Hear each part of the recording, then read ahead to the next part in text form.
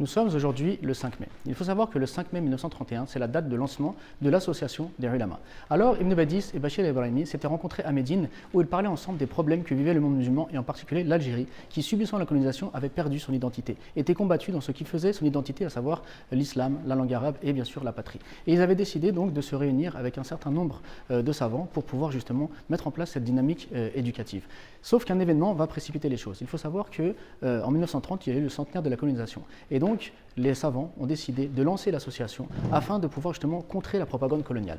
Et donc, le 5 mai 1931, ils se sont réunis à Alger Centre, donc à la place du gouvernement, qu'on appelle aujourd'hui la place des Martyrs, afin de créer cette association.